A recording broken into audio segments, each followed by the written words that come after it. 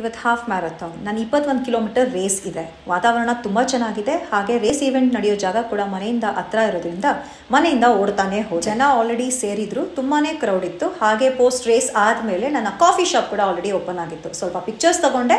ಹಾಗೆ ಪಿಕ್ಚರ್ಸ್ ಆದಮೇಲೆ ನಾನು ವಾರ್ಮಪ್ ಮಾಡೋಕ್ಕೆ ಶುರು ಮಾಡಿದೆ. ವಾರ್ಮಪ್ ತುಂಬಾ ಅಗತ್ಯಕರವಾದದ್ದು.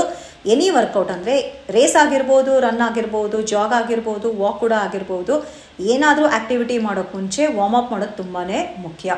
ವಾರ್ಮಪ್ ಮಾಡ್ತಾ ಮಾಡ್ತಾ ಹಾಗೆ ಎಲ್ಲರೂ ಬಂದು ನನಗೆ ಅಪ್ರಿಷಿಯೇಟ್ ವಿಶಸ್ ಮಾಡ್ತಾ ಹೋಗ್ತಿದ್ರು. ಸ್ಯಾರಿ ಹಾಕೊಂಡು ಓಡ್ತಾ ಇರೋದು ಎಲ್ರಿಗೂ ಒಂದು ತುಂಬಾ ಖುಷಿ ಅಂತ ಅನ್ನಿಸ್ತಾ ಇತ್ತು. ಇಲ್ಲಿಗೆ ಬರೋಕ್ಕೆ ಮುಂಚೆ ನಾನು ಮನೇಲೇ ಆಲ್ರೆಡಿ ನನ್ನ 1 ಕಪ್ ಬ್ಲ್ಯಾಕ್ ಕಾಫಿ ಹಾಗೆ 1 ಸ್ಪೂನ್ ಪೀನಟ್ ಬಟರ್ ತಿಂದು ಬಂದಿದ್ದೆ.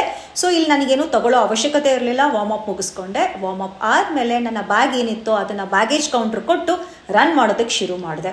ರನ್ ತುಂಬಾ ಸ್ವಲ್ಪ ಸುಸ್ತಾಗಂಗಿತ್ತು, ಯಾಕಂದರೆ ಎಲಿವೇಶನ್ಸ್ ತುಂಬಾ ಅಪ್ ಆ್ಯಂಡ್ ಡೌನ್ ಇತ್ತು.